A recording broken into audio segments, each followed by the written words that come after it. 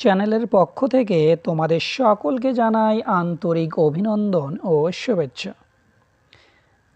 এখন আমি আলোচনা করব তোমাদের ইতিহাসের ম্যাপ পয়েন্টিং সাজেশন নিয়ে।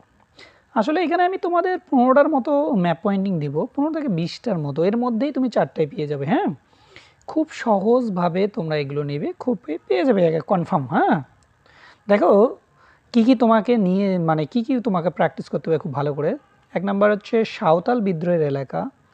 2 নাম্বার একটি কৃষক বিদ্রোহের এলাকা কেন্দ্র আর কি রংপুর। তারপর হচ্ছে পুনর্গঠিত রাজ্য মহারাষ্ট্র।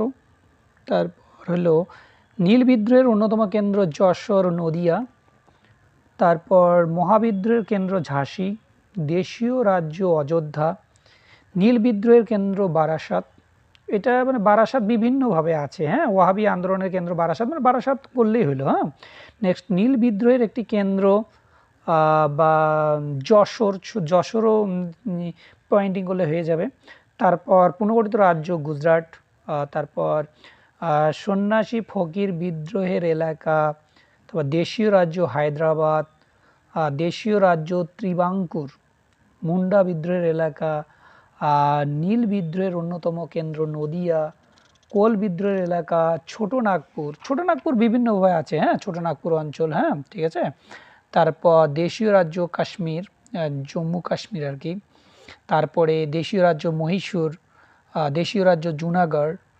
তারপর হলো মহাবিদ্রোহের একটি অন্যতম কেন্দ্র মিরাট।